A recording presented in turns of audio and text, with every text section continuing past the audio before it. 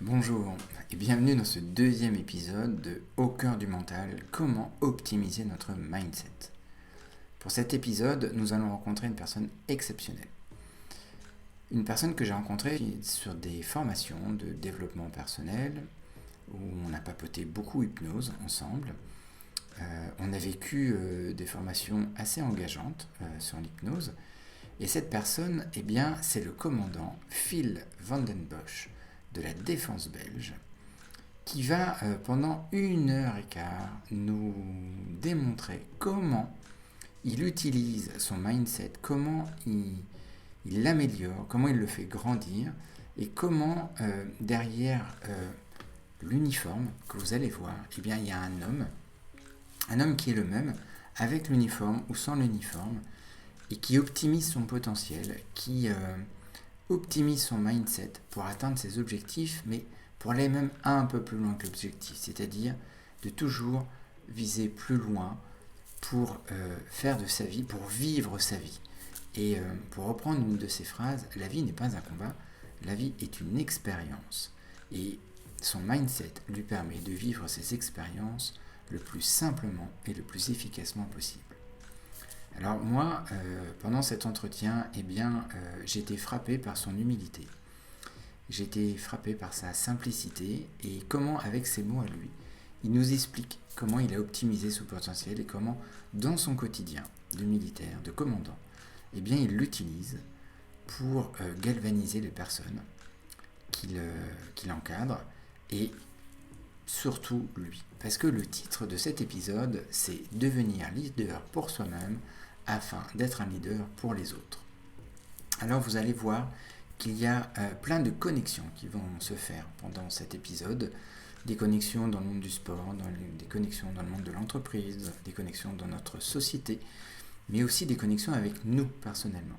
Et j'ai beaucoup aimé les définitions que Phil nous a données, les exemples, les anecdotes, et j'espère que ça va vous plaire parce que cet entretien est une pépite. Je vous invite à vraiment le réécouter parce qu'il nous en dit vraiment beaucoup avec une grande simplicité et une grande humilité. En tout cas, moi j'étais ravi de passer ce moment avec lui et j'espère vraiment que ça va contribuer à augmenter votre mindset, vous donner des clés, à l'optimiser. Et je vous laisse avec le commandant Phil Vandenbosch. Bonjour à tous. Aujourd'hui, je suis vraiment heureux, ravi de partager eh bien, à peu près 1 heure et quart avec le commandant Phil Vandenbosch, qui va nous expliquer, partager sa vision de devenir leader pour soi-même, pour être un leader pour les autres. Alors, Phil, on s'est rencontrés sur diverses formations, on a beaucoup échangé et j'ai adoré ton approche, ta simplicité, ton authenticité. Et pour te présenter, je vais te laisser un peu la parole et tu vas nous dire qui tu es, qu'est-ce que tu fais et vers où tu souhaites aller en fait. Merci Julien, très enchanté d'être là et d'être reçu et de pouvoir partager finalement un point de vue, le mien en tout cas, celui que je vis. Toujours un challenge de se présenter. Néanmoins, je dirais que j'aime partager sur la mission, sur ce qui m'anime en fait, tout simplement.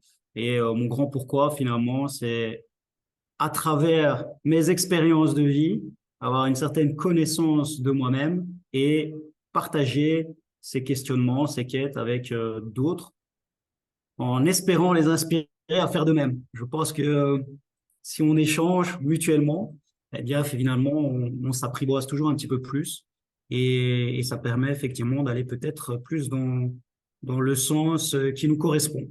Donc voilà, c'est vraiment pour moi une quête de sens, de connaissance de soi et de partager finalement des expériences, des quêtes, des questionnements. Et voilà, j'espère inspirer le monde et contribuer mon modeste niveau. Je me présenterai de cette manière-là. Ok.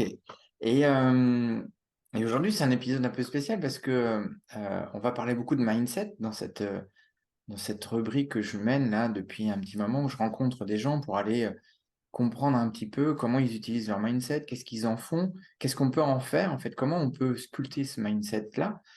Euh, aujourd'hui, on va aborder un thème qui est quand même assez important, c'est qu'on entend partout, hein, devenir leader pour les autres. Et quand on a préparé l'entretien ensemble, eh bien, on est parti dans l'autre sens. On est parti devenir leader pour soi-même afin d'être le leader pour les autres, en fait. Et la première question que je te poserai, c'est comment tu définis, toi, le concept de leadership, en fait? Euh, D'accord. Toi, d'une Belle. façon, mais c'est ta vision du monde. Parce que, en Ouais, plus, ouais, bien sûr. ce qui est très intéressant aujourd'hui, c'est que on a tous des costumes. Et voilà, moi j'en ai un blanc, toi t'en as un vert, qui nous donne déjà un indice dans quel milieu tu évolues, euh, Oui, où la notion de leader est très importante, mais cette voilà. notion, elle évolue. Et quand on a préparé ensemble cet épisode, on a vu qu'il y avait plein d'évolutions. Et moi, ce que je voudrais avoir, c'est ta définition de toi, l'homme, que je connais, Phil, que je connais moins la définition du leader qui porte l'uniforme, mais voilà, avec tes mots à toi, simplement, comment tu définis le concept de leader en fait? Mhm. Donc évidemment, il y a beaucoup d'approches et de définitions du leadership ou du leader. Et effectivement, c'est un indice, hein. L'uniforme ben, sous-entend effectivement que j'ai toute une partie de ma vie qui s'est dédiée à ça dans une organisation bien précise qui est la Défense belge. Euh, et pour autant, ici, je vais vraiment parler de mon point de vue. Et donc, je fais aussi des préventions oratoires. Tout ce que je vais dire, forcément, est teinté de grosses généralités, de distorsions d'omission. Et voilà, ça me concerne moi. C'est vraiment le fil, au-delà de toute autre considération. Pour moi, leader, euh, et à travers mon cheminement, ça a été de passer par des étapes qui étaient dans le faire afin de devenir. Et maintenant, je comprends de plus en plus que c'est être qui permet de faire.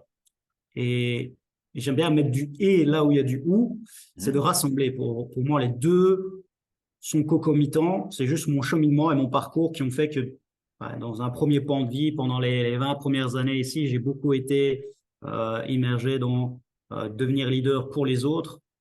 Quels sont les trucs et astuces, hein, les techniques, les attitudes qui permettent de diriger, d'emmener un certain groupe de personnes, de les motiver à décider à passer à l'action, à les rendre autonomes dans des circonstances dites de crise ou en tout cas pas faciles.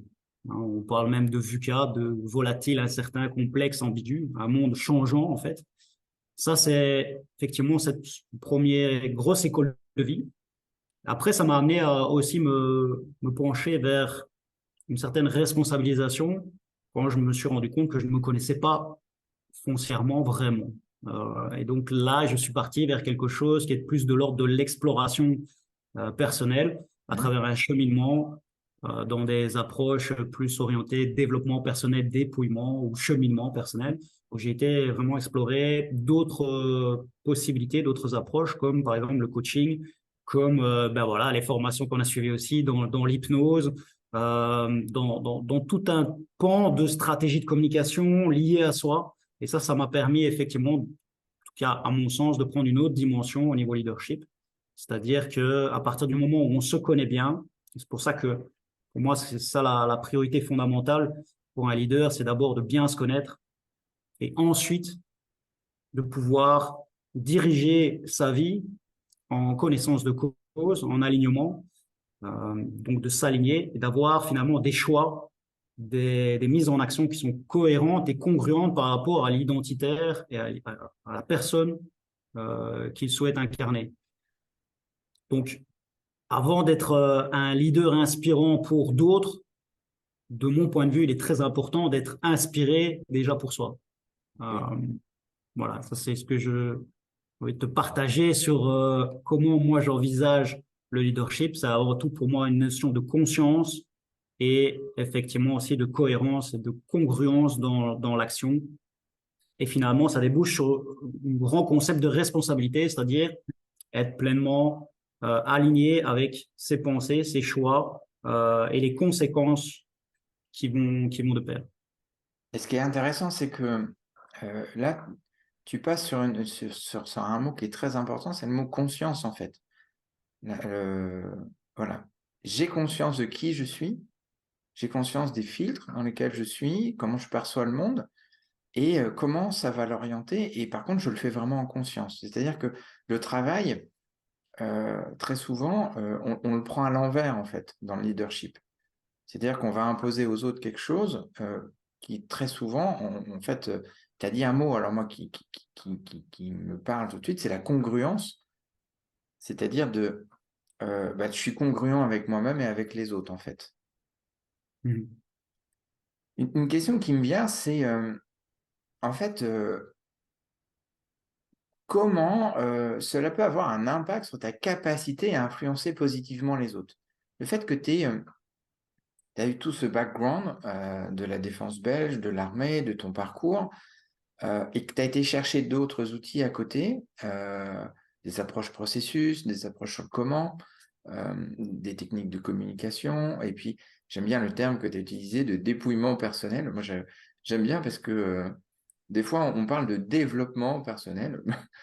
C'est très connoté, ok, donc ça veut dire que je suis là et que je dois m'élever, mais en fait, on se rend compte qu'on a beaucoup de freins, on se met beaucoup de freins. Et le fait Mhm. de dépouiller ces freins nous permet peut-être d'évoluer vers d'autres stades.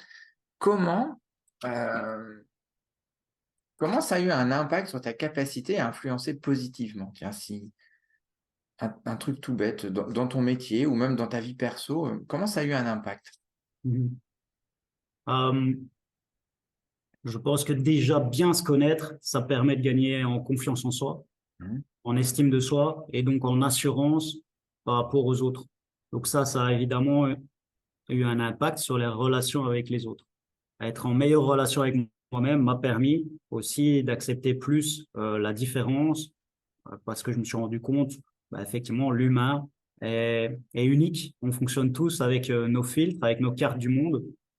Et comprendre cela, ça m'a permis effectivement d'améliorer ma capacité de tolérance et de connexion aussi avec les autres en m'adaptant de façon agile et respectueuse à d'autres personnes, en ayant toujours à l'esprit, OK, cette personne fonctionne de cette manière-là, ou cet être humain est un être avant de passer à l'action, avant de faire certaines choses. Hein. Nous sommes des êtres humains, et donc repartir de ça et de reconscientiser que finalement, euh, il y a toujours des qualités derrière chaque comportement qui a une intention positive et que mais voilà, on peut lier un collectif et devenir plus fort à travers le collectif en partant des individualités et je vais dire, des singularités de chacun.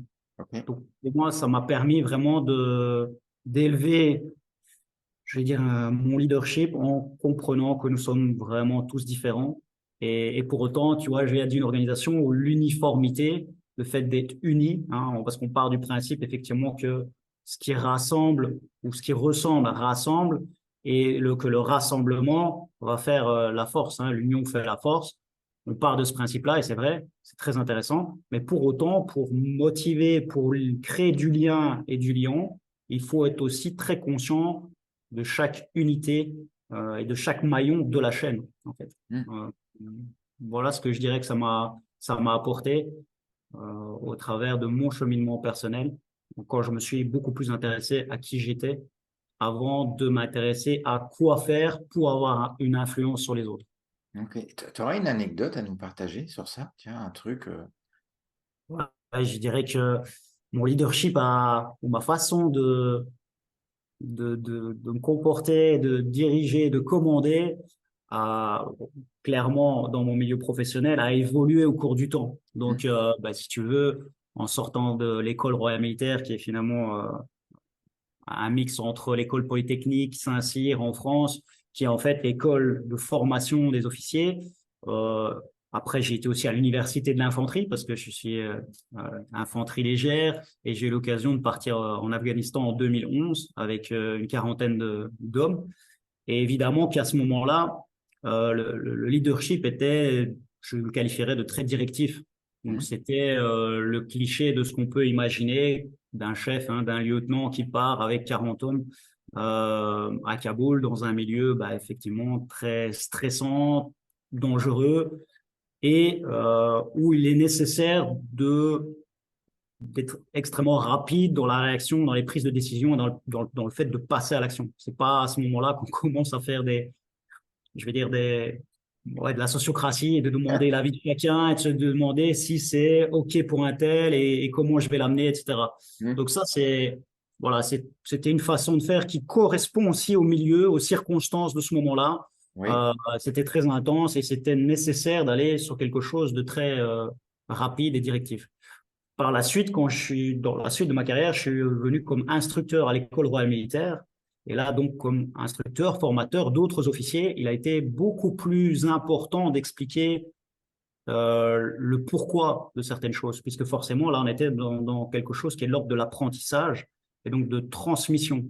Ça m'a passionné d'ailleurs, hein, c'est pour ça que c'est ce qui nous rassemble ici aussi, c'est la oui. diffusion, le fait d'amener les choses. Et là, forcément, j'ai une posture beaucoup plus je dirais, à la fois quand même assez sachant, mais déjà avec un peu plus de coaching. Et le moment où, je vais dire par la suite, j'ai encore évolué, je suis passé plutôt dans les états-majors et que ça s'est couplé avec une période où, effectivement, j'ai été sur des formations, oui, de soft skills, évidemment, de techniques, etc., mais aussi de connaissance de soi. Et donc, comme quelqu'un qu'on connaît bien dirait, quand tu deviens la technique, ça devient finalement une intégration et une attitude. Et Hmm, quand on aligne cœur, corps, esprit, j'aime cette phrase qui dit au cœur d'un autre esprit de corps. Là, hmm. j'ai vraiment transformé et je pense que ça a été une approche beaucoup plus souple et beaucoup plus dans la posture respectueuse de l'être humain. Et je pense que là, j'ai encore gagné quelque chose de l'ordre de finalement, ça a plus d'impact et on prend encore une autre dimension dans la capacité d'interagir avec d'autres personnes. C'est hyper intéressant ce que tu nous dis parce que, en fait, on voit l'évolution, en fait. On voit la première version et puis euh, j'aime bien ton anecdote parce que c'est vrai, vous avez pas le temps. C'est pas le moment où on va discuter là. Comme Mm. on agit. On en a beaucoup parlé ensemble. Euh, Moi, j'ai eu la chance d'intervenir dans, dans des métiers un peu similaires avec les pompiers, et c'est pas le moment où on réfléchit, c'est le moment où on agit. Mais après, avec le recul, il y a cette prise de conscience. Première prise de conscience, tiens, on peut peut-être faire autrement. Tac. Et là, tu passes de l'autre côté. Donc, du coup, ton mindset, on voit qu'il s'adapte. Il s'adapte et il se dit, bon, si je passe de l'autre côté et que je deviens instructeur et que je vais former des gens, je peux pas avoir le même discours. Donc, du coup, il y a une nouvelle capacité qui arrive. Et du coup, ça permet d'influencer. Et là, tu nous dis après, ah bah, après, je suis passé à l'état-major et là, je me suis enrichi encore de plein de choses et là, je commence à m'aligner. Et j'adore cette métaphore. Euh, et tu nous dis, bah, quand je deviens la technique, en fait, je suis la posture, en fait. Et je pense que c'est une des clés du mindset et tu nous l'as expliqué avec tes mots et c'était fantastique de t'écouter sur ça.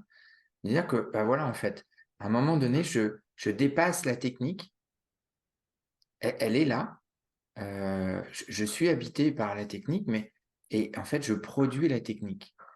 Et je pense que dans la gestion du mindset pour devenir un leader, c'est que peut-être tu vas me rejoindre ou pas, mais c'est qu'on voit plein de personnes qui sont encore à l'étape de la procédure et qui essayent de caler des procédures, mais qui ne voient pas, comme tu as dit, les spécificités des personnes qui sont en face.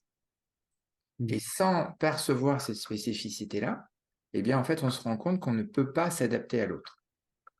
Et ce qui est derrière l'uniforme, derrière l'esprit de corps que tu nous as donné, en fait, c'est que, eh bien, en fait, il y a encore une adaptabilité aux spécificités des gens qui sont devant toi. Et c'est vraiment, en fait, un travail continu, en fait. Quelque Mm. chose qui se met en place. Tu perçois, tu agis, donc tu apprends. Et en fait, ton mindset, il continue d'évoluer à chaque fois, en fait. Euh, c'est quoi les principaux obstacles mentaux que les gens doivent surmonter? dans ton parcours, dans tout ce que tu as appris, dans toutes les expériences, c'est quoi les grands freins que tu as vus, toi? Hmm. Moi, je dirais de mon parcours personnel, et Hmm. selon moi, c'est peut-être le conditionnement extérieur induit par beaucoup d'années d'imposition. Ce qui est assez logique dans notre parcours. On grandit depuis l'enfance jusqu'à l'adolescence, jusqu'au monde adulte, et en passant par diverses organisations comme l'école, comme voilà, l'enseignement, notre société, mais aussi ben, voilà, le conditionnement des proches qui sont là et qui, je suis persuadé, font toujours de leur mieux, qui néanmoins ben, viennent avec leurs cartes, avec leurs croyances, leurs valeurs, leur identité. Et donc, dans ce cadre-là, ben, finalement, on n'est pas encore, on est beaucoup conditionné par les autres. Et voilà, le fait de croire que telle ou telle norme sociétale est d'application et que c'est important pour soi d'être comme ci ou comme ça, là, je pense que c'est des grosses croyances limitantes. À un moment, et je pense que c'est un des premiers steps de la responsabilité, c'est d'avoir cette croyance militante, de se dire que je suis finalement la personne experte de ma vie qui peut savoir ce qui est bon pour lui-même. Et donc, quand je dis cette connaissance de soi, pour moi, ça passe par une phase qui est de retirer un maximum, hein, telles des couches de l'oignon. C'est pour ça Hmm. que je parle de dépouillement, c'est de Ouais. retirer tous ces conditionnements pour revenir à l'essentiel, à l'identitaire. D'ailleurs, étymologiquement, identité, ça vient de essentia, identito, plusieurs fois être. Donc, Hmm. c'est-à-dire essayer de revenir à ce qui est notre essence, notre essentiel, et partir de là ensuite pour aller vers une mise en action. Finalement, c'est tout le paradoxe dans les premiers cheminements de vie, on est plutôt dans le faire, dans le mimétisme, et c'est normal, nous sommes des mammifères, nous apprenons par le jeu, par l'apprentissage et par la, la mimication finalement de ce que nous voyons autour de nous. Et grâce à nos neurones miroirs, c'est très intéressant, on a une capacité de devenir ce par quoi on est entouré. Et puis, ben, je pense que le step suivant, c'est quand on commence à retirer tout ça, à revenir beaucoup plus à soi, puis à repartir de l'être. Et à ce moment-là, de faire des mises en action en cohérence avec l'être profond, la nature profonde que nous sommes. Donc, le premier frein que tu vois, c'est en fait le fait de ne pas vouloir aller vers ce dépouillement, en fait, et de s'écouter, euh, de, de, de cartographier, en fait, notre vie, nos croyances, nos apprentissages qui peuvent être limitants à un moment donné, qui ont été bons, mais qui peuvent devenir limitants. Et c'est cette capacité d'évolution. Euh, je te poserai une question parce que tout à l'heure, tu as posé le mot confiance en soi. Euh, comment, comment toi, tu vois, comment tu peux cultiver un état d'esprit qui favorise la confiance en soi, mais aussi la résilience et la motivation? Mhm. C'est-à-dire, qu'est-ce que toi, tu as mis en place pour cultiver cet état d'esprit qui a produit cette confiance en toi? Parce que c'est un grand thème qu'on entend partout. J'ai pas confiance en moi. Bon, ben, je dirais que la première chose, c'est que j'ai tiré des conclusions de certains passages à l'action, hein. Donc, dans le passé, euh, j'ai j'ai- j'ai eu des défis et que j'ai relevés qui m'ont permis par la suite de dire, OK, ouais, j'en suis capable. Donc, finalement, pour moi, la confiance en soi, ça reste la croyance que j'ai la capacité de faire face quoi qu'il se passe. Et que j'ai donc les compétences, les capacités nécessaires. Donc ça, c'est finalement bah, par un parcours notamment dans les arts martiaux, bah, aussi également tout ce parcours très structurant à l'école militaire, à l'école d'infanterie, puis par la suite au contact. Parce que pour moi, rien ne remplace le milieu opérationnel et le fait Hum, d'expérimenter. Et ça, l'armée m'a donné, c'est effectivement, on vit des expériences pleinement et on les vit dans toutes les cellules de notre corps, hein. Donc hum, voilà, tu portes ton sac, tu as du poids, tu as des kilomètres, tu dois te dépasser. Et on attend de toi que tu incarnes par l'exemple. Donc, que tu incarnes ce que tu prônes et que quand tu vas transmettre quelque chose, ben, effectivement, tu en es toi-même le garant. C'est-à-dire, on ne te demande pas d'être le meilleur du groupe, du collectif dans un certain domaine, mais en tout cas de systématiquement donner le meilleur de toi-même. Donc c'est une première clé, c'est de se mettre dans l'action, d'expérimenter. Et rappelons-nous qu'un enfant qui apprend à marcher, il chute régulièrement. Donc pour moi, il y a cette notion d'apprentissage permanent. Il n'y a pas d'échec, il n'y a pas d'erreur, il y a que du feedback. Soit je réussis, soit j'apprends, comme dirait Mandela. C'est vraiment cette notion-là. On a à l'heure actuelle, ça fait partie des croyances un peu limitantes, cette peur d'échouer directement. Alors Hmm. qu'en fait, non, c'est qu'une étape, une évolution sur notre chemin de croissance ou qui est perçu par les autres comme compétent ou ah oui, voilà, il est dans la norme, il a réussi et ça tient la route. Ça, c'est un premier point. Deuxième clé ou deuxième point, euh, c'est je vais dire, là, on rentre dans le domaine qui nous anime avec le mindset, c'est de l'auto-persuasion, de l'auto-suggestion. Et je reste persuadé que pour l'expérimenter au quotidien, le dialogue qu'on a avec soi-même, le discours, la communication, la perception de soi-même, donc la vision qu'on a de soi, Oui, finalement, l'estime de soi, va renforcer la confiance en soi. Ça veut dire que ben, on s'imagine que c'est possible, on se projette d'une certaine manière et on commence à se dire ok et ça à se dire certaines choses, à se voir d'une certaine manière et à se ressentir d'une certaine manière. Et je pense que ça, c'est un des grands secrets que moi, j'ai perçu et qui me convient, c'est l'art de poser les bonnes questions. Au-delà des réponses, j'ai hmm, envie de dire, voilà, c'est me proposer question. Le mot question, ça vient de quête. Ça ouvre le champ des possibles. oui. Formation, finalement, ça enferme et ça met dans des cases. Ça a une certaine notion de séparation. Donc, systématiquement, je me pose la question de quelle identité enfin voilà, le leader que j'ai envie d'incarner, bah, est-ce que ça, quand je fais un passage à l'action comme ci ou comme ça, bah, je me pose des questions, je suis en feedback, donc je suis en observation, et je me dis, tiens, bah, ok, je m'ajuste. Est-ce que je ferais ça si je veux être incarner le changement que je veux voir dans le monde, est-ce que ça correspond, ça? Si la notion de correspondance n'est pas ok, ben je dis, ok, il faut changer. Et donc, l'art de se questionner, ou de questionner les autres, ça fait partie de ce qui renforce la confiance en soi et pour ma part aussi qui va renforcer le leadership. D'ailleurs, bien souvent dans un partage, en règle générale, celui qui pose les questions a d'une certaine manière le lead. Hein. On voit ça dans des échanges politiques, une interview, etc. Et donc, fondamentalement, c'est pour ça que j'aime bien dire, je préfère à la limite partager mes questionnements et mes questions que ma carte du monde avec des réponses qui finalement, d'une certaine manière, je sais que je sais pas et c'est dans la vérité de l'instant. Alors oui, il y a des vérités universelles qui sont valables à l'infiniment grand, à l'infiniment petit. Et je me dis qu'il y a certainement quand il y a une récurrence, on peut y mettre l'hypothèse que bah, il y a une constante et que bah, on fait partie aussi voilà, de cette constante. Néanmoins, je trouve tellement plus enrichissant de se poser des questions, d'ouvrir le champ des possibles et d'avoir la vie ou les réponses des autres ou les questionnements des autres. Et tu as déjà commencé à répondre à une question que j'allais te poser, c'était en fait, parle-moi d'une technique ou d'une approche spécifique qui peut te permettre de renforcer ton mindset, mais tu viens de nous dire un truc qui est hyper important. Ce qui n'est pas important, c'est la réponse. Ce qui est important, c'est la question qu'on va se poser, en fait. Mm. Parce que la question, elle va diriger, elle va influencer notre réflexion, notre mindset. Et très souvent, moi, je rencontre des gens, des chefs d'entreprise, des dirigeants, des cadres. C'est dans le milieu où moi je coach beaucoup de personnes, euh, où en fait il y a déjà des réponses qui sont préétablies. Et au fur et à mesure du coaching, je me rends compte que en fait, eh bien, c'est plus les réponses qui sont importantes pour eux, mais c'est les questions. Et il y a une phase qui est pour moi assez émouvante dans le coaching, c'est quand ils commencent à passer de mode réponse automatique à ah oui, je me suis jamais posé cette question-là. Mm.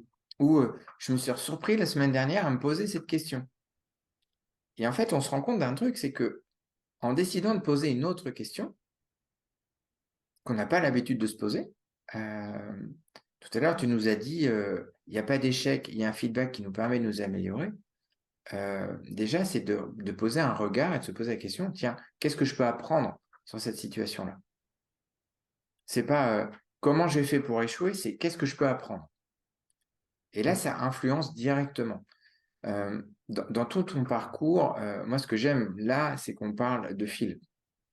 Euh, il y a le militaire, il y a le commandant, mais c'est toi, en fait, qui nous parle. Dans tout ton parcours, tu as rencontré plein de personnes, du plus haut, du plus petit au plus haut, et puis en dehors de ce monde-là, euh, tu as vu des gens évoluer de par comment, ton mindset et puis surtout ton influence que tu as eue. Est-ce que, euh, est-ce que tu as vu des gens changer de position ou changer de réponse automatique par rapport à toi, à tous tes changements que tu as adaptés? La réponse, elle est oui, mais est-ce que tu peux nous parler d'un truc, tiens, d'une expérience, je sais pas, que ça soit en formation, que ça soit dans ton boulot, que ça soit même en dehors, dans tous les coachings que tu donnes? euh, Est-ce qu'il y a une expérience que tu voudrais... Hmm. Ouais, je pense que ce qui est parlant, évidemment, c'est de revoir des gens que j'ai formés, revenir maintenant et être même des officiers. Donc le mot officier, c'est servir, hmm, c'est devoir, c'est se mettre en contribution au service des autres, hein, finalement. On oublie un petit peu cette notion étymologique. C'est officier, ce n'est pas que commander. hmm, Officier, c'est aussi c'est incarner l'autorité. L'autoritas, c'est faire grandir. Et le dux, educere, éduquer, c'est permettre à l'autre de s'autonomiser, d'être autonome. Donc, finalement, être officier ou être un chef, un leader, c'est faire grandir pour autonomiser. Donc, un leader, pour moi, crée d'autres leaders. Et effectivement, j'ai vu plusieurs générations d'officiers passer quand j'étais cadre de promotion, quand j'étais à l'état-major, et puis je les retrouve maintenant, et c'est eux qui sont à cette place-là. Et tu vois, il y a une certaine continuité, on transmet un certain savoir qui est plutôt de l'ordre et c'est ce qui fait la différence, je pense, dans notre formation, c'est plutôt de l'ordre du savoir-être avant même du savoir-faire. Évidemment, il y a des choses, il y a des techniques, il y a des procédures, des TTPs, on appelle ça technique, tactique, procédure, stratégie. Il y a plein de choses à connaître, à voir et finalement aussi à mettre en application. hmm. Euh, et ça débouche sur un vrai savoir-être. C'est une certaine attitude. Donc, effectivement, c'est tout le paradoxe, hein, c'est que ben, parfois il y a de l'incompréhension en face, et puis ben, l'évolution se passe et la compréhension parfois arrive par la suite. Et je dirais que ça, c'est le message aussi que j'ai envie d'envoyer, c'est que laissez-vous et laissons-nous le temps de cheminer au niveau de conscience, parce qu'il faut le temps, tel le bon sachet de thé qui diffuse dans la tasse, il faut le temps que ça intègre de par l'expérience et la mise en action, mais aussi prendre du temps pour que ça s'intègre dans toutes les cellules et dans toutes les parties de soi, en fait. Parce qu'encore une fois, travailler sur soi, on parle de travail intérieur versus travail extérieur. Et là, ben, c'est un des questionnements. Où commence l'intérieur? Où se termine l'intérieur? Où commence l'extérieur? Pour ma part, ma vision et ma croyance, c'est finalement qu'il y a un grand reflet de ce qui est par rapport à nous. Et le gros travail se situe soit avec soi, et ensuite, souvent, ben, le changement s'établit par la suite. Donc, finalement, vouloir transformer les choses, c'est se transformer soi. Et c'est là qu'évidemment, je rejoins maintenant ton questionnement, c'est que euh, quand j'ai commencé à suivre tout ce parcours de connaissance de moi, ben, j'ai commencé évidemment à me transformer. Et donc, ça a suscité des questionnements autour dans mon entourage proche, mais aussi professionnel. J'ai commencé, moi, personnellement, à faire moins de distinction entre ma vie professionnelle et ma vie privée. Et c'était le but de ma démarche au début, c'était de récupérer un équilibre. Et finalement, je me suis rendu compte que le fil derrière l'uniforme, c'est finalement le même fil qui est à la maison, avec sa famille, avec la femme qui partage sa vie, avec son chien, avec ses, voilà. Donc, avec ses passions, ses anima, ouais, ses inspirations. Et je pense qu'une grande partie ouais, finalement, d'un bon leader, d'une certaine manière, c'est aussi cette capacité à être pleinement soi, en tout temps, en toutes circonstances. Euh, avec cette capacité de pouvoir s'exposer, Mhm. de mener des projets qui sont l'extension de soi-même et de ce qu'on croit. Quitte à un moment, parfois, être dans des circonstances et un environnement où il y a une grosse incompréhension et où on peut être le seul à avoir une certaine vision. Oui. Et donc ça, c'est pour le coup parfois très éminemment inconfortable. Mhm. Tu te dis, tu es entre guillemets, le seul dans la pièce à avoir ce sens, cette vision, parce que pour toi, très aligné et en correspondance avec qui tu as envie de devenir et qui tu es, ou qui je suis, je parlais pour moi. Et donc ça a été parfois des chocs, des clashs euh, compliqués à mener dans la vie professionnelle. Et puis à d'autres égards, je vais prendre le côté positif où ça m'a permis de connecter avec d'autres gens qui étaient, par exemple, ici pour l'anecdote, mon ancien instructeur à l'école d'infanterie qui est devenu mon chef à l'infanterie, avec qui je suis parti en Afghanistan et qui donc, tu vois, il y avait une notion vraiment de le chef, le subordonné, j'exécute, il donne les ordres. Et finalement, lui est parti aussi vers le monde du coaching et ça nous a permis de nous réinventer dans notre relation. Pourtant, il y a aussi une différence générationnelle. Et pour le coup, ben voilà, maintenant, on est plutôt des amis avec cette ancienne, ancien dénominateur commun de frères d'armes. Mais Mhm. finalement, au-delà de ça, et même au-delà de tout ce qu'on a pu repartager comme voilà, le baptême du feu ou le baptême de l'action en opération, c'est plutôt ce qui nous rassemble, c'est nos valeurs, nos croyances, notre identitaire commun et notre mission commune, ce qu'on veut apporter dans le monde d'une certaine manière, ou ce qu'on souhaite, la manière de contribuer. Donc finalement, tu vois, ça c'est des anecdotes que j'ai envie de te partager pour dire oui, ça va pas toujours être bien perçu, ça va être bien perçu, mais au final, voilà, j'ai stoppé cette croyance de vouloir plaire à tout le monde. L'important, c'est surtout que je sois en écologie avec moi-même, que je sois aligné avec moi, et ça me permet alors à ce moment-là, effectivement, d'évoluer dans n'importe quel environnement, quitte à passer pour le vilain petit canard à certains moments, ou par exemple le gars qui va amener des approches farfelues Mhm. et comme dirait Schopenhauer, qui sont pas toujours encore comprises. Et donc, dans l'évolution, la perception de certaines approches, ben, on passe par des stades qui sont parfois, ah ouais, c'est absurde, puis ça devient dangereux, puis ça Mhm. devient évident. Et il y a parfois certaines approches qui n'ont pas toujours été très bien reçues. Moi, je prends un exemple, c'est voilà, au sein de l'armée, on travaille avec des techniques d'optimisation de potentiel qui sont finalement très proches et inspirées d'approches comme la sophrologie, le mindset des sportifs de haut niveau, effectivement aussi des notions de coaching, bah, clairement l'hypnose Mhm. et d'autres approches de stratégie ou de communication stratégique. Et puis, ben, quand on voit qu'en France, ils ont amené la cohérence cardiaque, quand j'en ai parlé ici en Belgique, au début, enfin, je veux dire, dans la défense belge, au début, c'était un petit peu réticent. C'était même limite un peu absurde. Qu'est-ce que c'est que cette histoire de, on va mettre de l'attention sur son cœur, respirer de manière cadencée et rentrer en résonance entre le cerveau, le cœur. C'est quoi l'intérêt? Puis forcément, ça débouche un peu sur des mots qui sont assez stressants pour certains, le mot Mhm. émotion. Mhm. Donc, ouais, forcément, ça a pas toujours été reçu, et c'est même pas encore reçu par tout le monde, comme quelque chose de pertinent. Et puis, ben, je sais que d'un autre côté, voilà, on plante des graines, petit à petit, et chacun prend ce qu'il a à apprendre, quoi. Et le cheminement de conscience, chacun a son rythme. Et je dis pas que c'est la sainte vérité non plus. Donc, voilà, pour l'instant, c'est ce que j'ai envie de partager, ce qui m'anime. Et puis, pour le coup, on verra bien les évolutions futures. Mais je retiens que voilà, il y a une organisation, il y a des règles, il y a des valeurs. Et puis, il y a d'autres mondes, d'autres possibilités. Et c'est ça qui est important, c'est d'ouvrir le champ des possibles. Et là, je terminerai par cette phrase qui m'anime beaucoup, qui est en fait la devise des forces spéciales en règle générale. En tout cas, les SAS anglais et ici également en Belgique, c'est qui ose gagne. Tu vois, le fameux Who Dares Wins. Oui. Donc, faites d'oser, c'est gagner. Croire et oser, c'est souvent la devise de certains bataillons. Et mon bataillon d'infanterie, c'était à l'avant-garde. Tu vois, c'est Oui. oser, être visionnaire, peut-être amener certaines choses en comprenant aussi qu'il y aura une certaine incompréhension. C'est OK.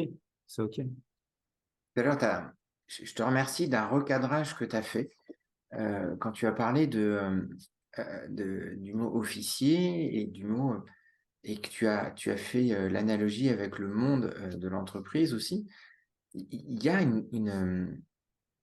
il y a une notion qu'on oublie dans le monde de l'entreprise, c'est la notion d'éduquer, en fait. D'éduquer les gens à notre vision. Tu as posé les mots vision, mission. Et à des moments, moi, je vois des chefs d'entreprise qui sont épuisés parce qu'ils n'arrivent pas à transmettre leur vision. Et moi, je leur pose la question, comment vous l'avez apprise aux autres? Avec Mm. cette notion d'éducation, en fait.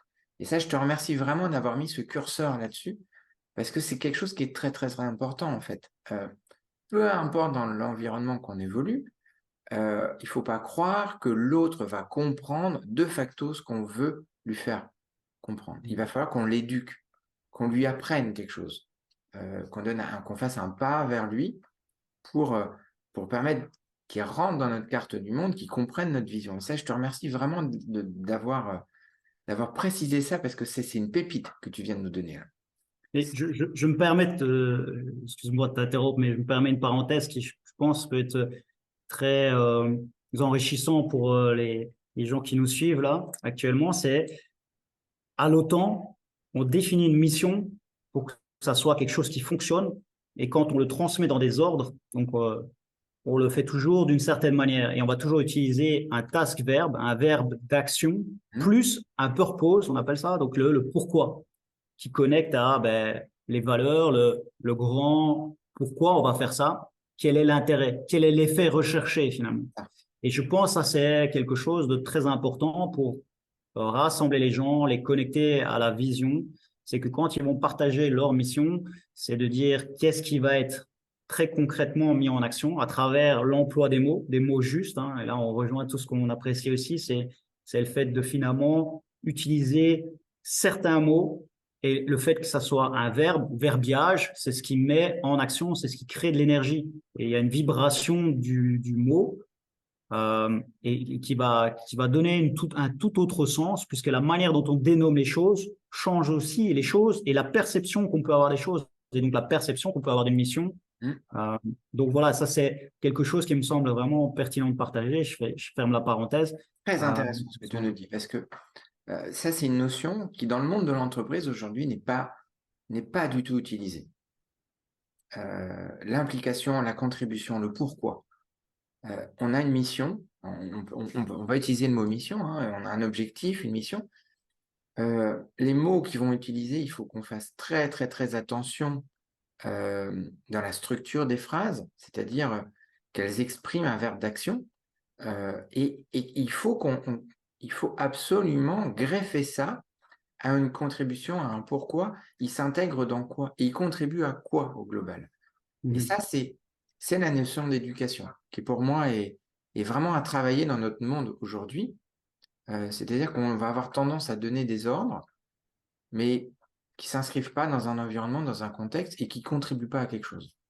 Et là, c'est toute ta force aujourd'hui là, que tu nous transmets sur des strates très élevées où vous revenez sur des fondamentaux, en fait, des fondamentaux en fait, quand je vais devoir décliner l'ordre, eh bien, il faut toujours que l'ordre, il s'inscrive dans un pourquoi, en fait, qui contribue à quelque chose. Et ça, c'est deuxième pépite. Merci, Phil. avec joie.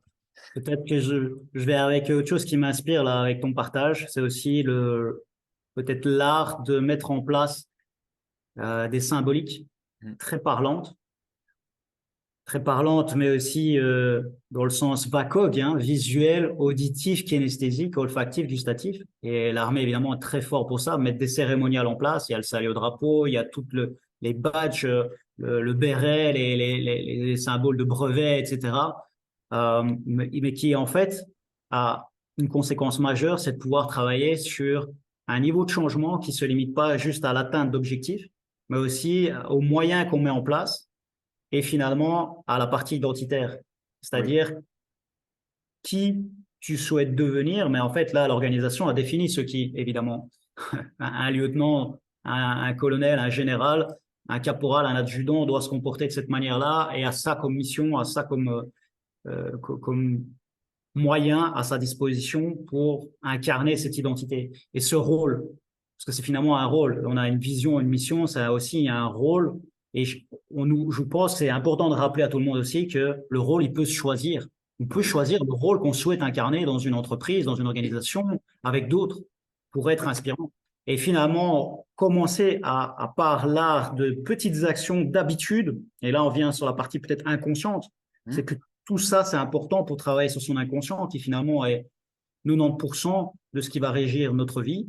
Et donc, l'art de bien employer certains mots, la manière dont on utilise ces mots aussi. Sur la communication, je crois que beaucoup de gens le savent, c'est finalement, oui, il y a le contenu, il y a le verbiage, le verbal, et puis c'est peut-être que 7%, ça, il y a tout le paraverbal, l'intonation de la voix, la variation, le fait de mettre des silences. Puis après, il y a tout la posture, le non-verbal, qui prend une place immense. Et Oui. le drill à l'armée, c'est vraiment d'incarner cette attitude où on a ce cliché, ben oui, retirer les épaules en arrière, la posture, remonter le menton, soyez fiers, incarner cette posture de fierté, de confiance en soi. Et ces petits détails, comme on dit, c'est aussi une phrase qui est dite souvent, c'est la différence entre l'amateur et le professionnel, c'est le souci du détail. C'est finalement toutes ces petites habitudes, tous ces petits cérémoniaux, le fait de faire vivre ces expériences qui va faire la grande différence. Donc, voilà, ce qui m'inspirait ici, c'est de dire, inspirez-vous de ça aussi parce que ça fonctionne, évidemment. On fait ça depuis la nuit des temps. Pourquoi? Parce qu'on sait que ça marche. C'est Oui. finalement le conditionnement de l'inconscient au profit de la mission ou de la vision de votre organisation ou même pour vous-même. Hein. Le projet, ça peut être soi avant tout. Ah C'est de oui, se oui, dire, oui. OK, comment est-ce que je mets des habitudes qui me permettent au quotidien, C'est non ça. seulement d'aller atteindre mes objectifs, mais surtout en termes de moyens, de devenir la personne que je souhaite afin de contribuer dans le monde ou à Oui. l'humanité. Parce que là, tu viens de faire un lien très, très important. C'est que dans la conduite d'objectifs, on va utiliser ce mot-là, les gens visent un résultat. Et après, ils vont mettre en face, pour atteindre ce résultat, des moyens. Et s'ils arrivent à atteindre le résultat, ils vont devenir une identité, c'est-à-dire qu'ils vont rajouter une identité. Et le problème, c'est qu'on prend le problème à l'envers. Il faut déjà d'abord construire une identité avec tout ce que tu as dit, tout le travail fantastique de l'armée, qui est un travail pour moi, moi je m'en suis inspiré à un moment donné pour les fiches de vision que j'amène dans les entreprises. C'est un modèle que j'ai déposé, c'est-à-dire je dis aux chefs d'entreprise, en fait, définissez le rôle que tu as dit. C'est Mm. qui? Il est dans quel environnement? Il contribue à quoi? Il a quelle identité? Il match avec quelle valeur? C'est tout le travail de l'armée, comme tu nous as dit. Le commandant, le lieutenant, euh, il s'inscrit dans un endroit. Et après, une fois qu'on a défini cette vision, eh bien, on peut faire l'analogie sur un poste en entreprise. Tout à fait. Le commandant peut être transformé en opérateur de ligne, en directeur de production, mais c'est un travail qui démarre par la personne. Mm. C'est-à-dire, c'est pas je vais prendre un mot ou deux mots, une étiquette et une fiche de poste là et je vais faire. Non, non. C'est vraiment une vision et ça marche depuis la nuit des temps. On le voit. Mm. Là, je me suis un petit peu pendant les vacances intéressé sur l'Égypte et à regarder un petit peu toute la structure de leur civilisation. Et c'était hyper structuré. Et ils savaient qui faisait quoi et ils contribuaient à quoi. Euh, Mm. donc ça marche. Et donc, du coup, le lien que tu viens de nous faire, ce que j'aime beaucoup, c'est qu'on a regardé par le prisme de l'armée, et en fait, on se rend compte que ce prisme, si on enlève le décor et qu'on garde que le processus, on peut l'adapter n'importe où. Un sportif de haut niveau va utiliser le même processus. Il a Exact. d'abord une identité, il met des moyens pour atteindre un résultat, et ce résultat renforce son identité. Et la boucle est bouclée. Et C'est là, en ça. fait, on est en pleine construction du mindset. Dans tous les cas, quoi qu'on croit, on a toujours raison et Mm. on construit toujours son mindset. Mm. La seule différence, je pense, c'est qu'il y a soit une spirale vertueuse, soit c'est une spirale vicieuse ou un cercle vicieux. Mm. Voilà, en fait, finalement, le modèle qui me vient en tête, c'est la pyramide de Diels. Je pense que certains le connaîtront. Et le fait de pouvoir s'élever dans les niveaux, de la pyramide de 10, de reconnecter avec la partie identitaire, mais aussi avec son fameux pourquoi en 2 mots, à quoi j'ai envie de contribuer, va influencer tout le reste. Et ben, c'est pour ça qu'après, vous pouvez choisir vos valeurs, vos croyances, vos stratégies de passage à l'action, les compétences, développer vos skills, etc., dans cet alignement-là, cette cohérence-là, et puis effectivement évoluer dans votre environnement ou avec vous-même. Euh, je pense que ça, c'est fondamental. Et puis une autre notion aussi, qui est là, je partage à tout, qu'il soit uniforme ou pas d'ailleurs, c'est aussi d'aller sur un modèle assez prédictif, sympa, parce que là, on est dans l'instant présent, on voit ce qui a marché par le passé, mais finalement, le coaching aussi, c'est ouvrir vers le futur Oui. et le champ des possibles. Et là, j'ai envie d'aussi inviter les gens à aller découvrir tout ce qui est approche spirale dynamique, l'art finalement de comprendre comment le monde a évolué systématiquement en alternant entre individualisme et collectivisme, entre la sociogénèse et finalement aussi la psychogénèse, tout l'aspect psychologique, mais lié au lien du groupe et à cette dynamique de groupe. Et finalement, de voir aussi que dans les organisations, on peut évoluer sur d'autres paradigmes, hein, parce qu'évidemment, là, le paradigme, et tout le monde le sait, le cliché de l'armée, c'est très pyramidal, euh, très vertical, et avec certains niveaux, il y a d'autres possibilités. Et c'est ça qui est intéressant, c'est pas de vouloir s'enfermer dans un domaine, mais peut-être dans d'autres domaines. Parce qu'effectivement, là où la force de l'armée, c'est quoi? C'est surtout dans le milieu en crise, dans le chaos. Là, c'est une force. Je dirais que dans d'autres domaines, quand on est plus dans le quotidien, parce qu'il y a des armées à différents rythmes, hein. Une armée, c'est surtout en temps de guerre Oui. qu'elle est efficace, efficiente. Une armée en temps de paix se transforme vite en, oui, on s'entraîne, on doit se maintenir à certains levels pour être prêt. Et puis parfois aussi, il y a des dérives, parfois plus dans les états-majors aussi, où on rentre plus dans la bureaucratie. La procédure devient plus importante que le résultat et l'objectif, et donc on s'y perd un peu. D'autres paradigmes d'organisation sont possibles. Il y a de la sociocratie, il y a même, je vais dire, l'holocratie qui débarque avec ces organisations autogouvernées où finalement on prend l'avis de chacun, on essaye euh, de, de rassembler à travers la demande d'avis et des décisions petit à petit, tel un paquebot qui se dirige et qui fait des petits ajustements de gouvernail. Et c'est la même chose pour soi-même en fait. C'est finalement pouvoir avoir beaucoup de feedback des autres ou de soi en s'observant, donc d'où méditation, hein, Mhm. étymologiquement l'art de s'apprivoiser, faire un peu silence, se couper, se reconnecter à soi, s'observer, se découvrir, se poser les bonnes questions et de là retirer des feedbacks qui vont vous permettre des ajustements successifs et par petites touches, par l'art du drill. Et c'est pour ça que moi, je pense vraiment important aussi de se discipliner. Souvent discipliné, on a cette fausse croyance que ça va enfermer. Ah oui, mais moi, je veux pas une vie routinière, une journée routinière où chaque chose est prévue et je sais que c'est la même chose, etc. Et d'un autre côté, ça, c'est ce qui va, moi, je pense, c'est pas l'un ou l'autre, c'est l'un et l'autre. C'est ce qui va vous permettre de concilier et d'augmenter votre liberté. Parce que quand ça devient une discipline, une habitude récurrente, que vous travaillez sur la partie identitaire, en fait, hein, toutes ces petites habitudes mises bout à bout font qu'instantanément, ça libère la charge mentale. Et c'est là que l'hypnose peut être très intéressante, par exemple, pour transférer, transmettre et agir sur la partie inconsciente. Oui. Parce qu'à un moment, quand on libère ou quand on fait passer ces choses de manière dans l'inconscient, ben, ces habitudes, c'est finalement la notion d'inconscient. Heureusement que l'inconscient, par exemple, nous permet de respirer sans qu'on ait besoin d'y réfléchir, etc. Mais finalement, on se libère de la charge mentale au niveau conscient qui va permettre d'alors de justement pouvoir se concentrer, se focuser sur de nouveaux défis, de nouveaux champs des possibles et de continuer à avancer tout en ayant des choses qui sont ben, finalement automatisées. Donc pour moi, la discipline permet de se libérer et permet plus de liberté. Donc voilà, encore une fois, c'est le côté paradoxal des choses. Et dans ce que je dis, évidemment, faut tout recadrer. Voilà, soyons nuancés. C'est l'un et l'autre. Hmm. De croire trop souvent que se discipliner va être très enfermant. Suffit de voir, en fait, certains, même, je veux dire, maîtres dans les arts martiaux, dans tout ce qui est plutôt oriental, bouddhisme, etc., certaines moines disciplinés, là, je prendrais les moines Shaolin, qui sont parfois très inspirants, qui ont des vies très rythmées, très structurées, où il n'y a presque pas de place pour du temps libre mais qui finalement se sentent extrêmement libres parce qu'ils se sont retrouvés, ils se découvrent à l'intérieur de ces rituels, de cette discipline, de ce drill. J'ai toujours tendance à dire que la vraie vérité, la vraie liberté, elle est à l'intérieur du cadre. Si j'enlève le cadre, ah oui, je peux aller partout. Mais je vais pas être moi, en fait.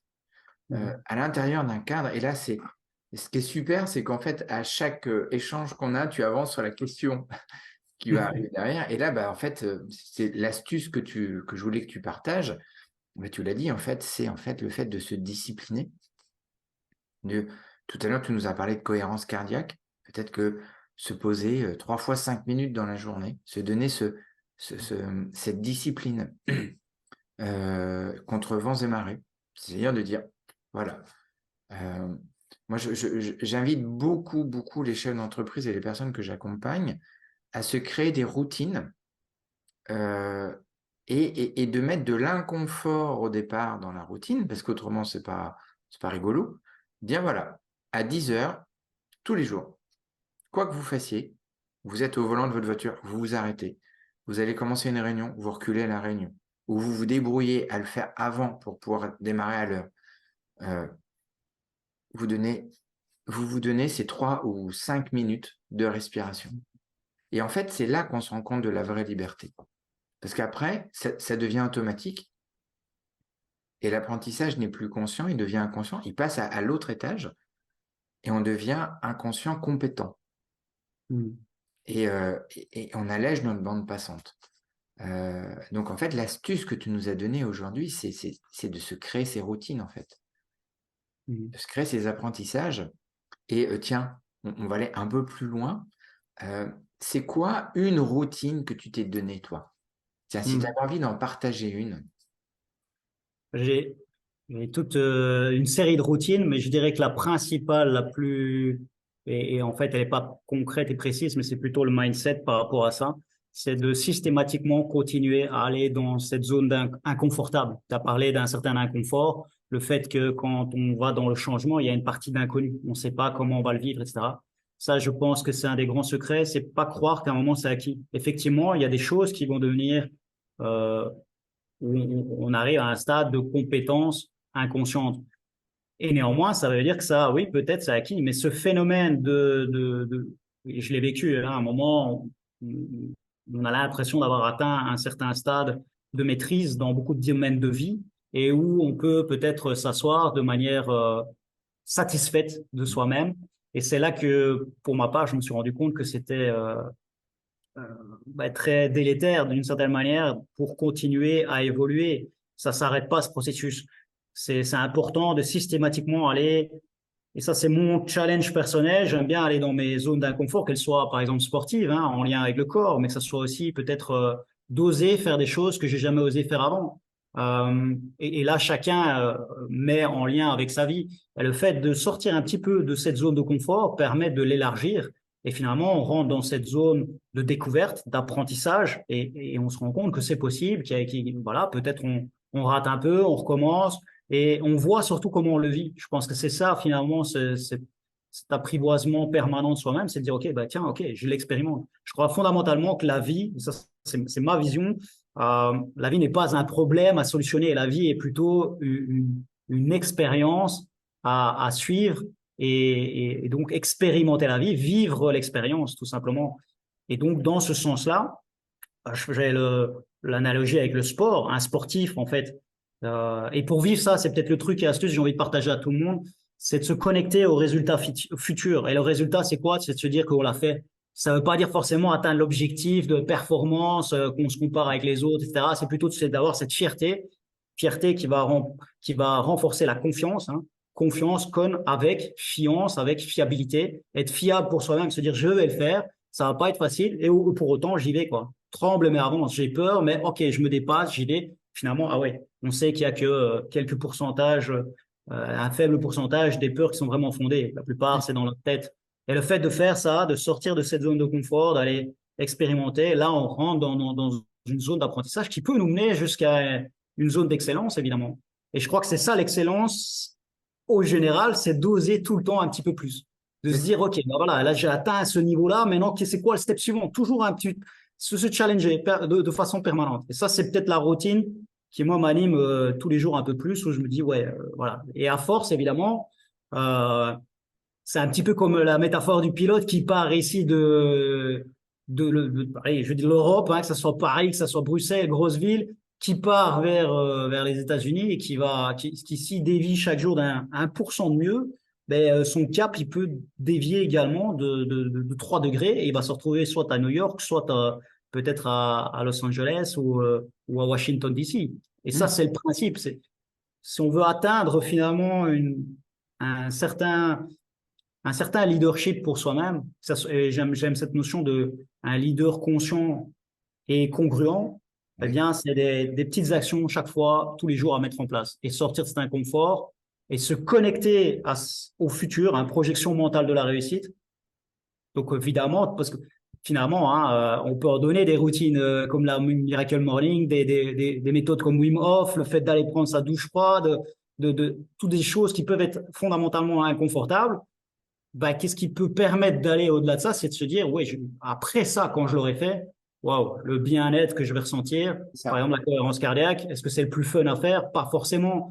Et d'un autre côté, après, l'état dans lequel je me sens, l'état de flow dans lequel je peux être pour après créer, me concentrer et voguer et passer à l'action dans ma vie, ça, c'est l'important. Et ça, c'est peut-être le hack que j'ai envie de transmettre.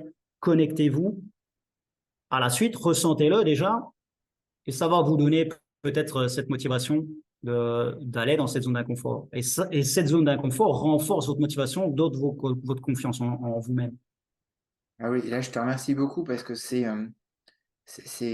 tu viens de faire une synthèse de tout ce qu'on a dit, euh, avec tes mots à toi, avec ton expérience à toi, on le voit que tu l'habites, que dans ta gestuelle, dans la tonalité, les mots que tu as utilisés, et tu es l'exemple, voilà, c'est ce que je voulais en fait.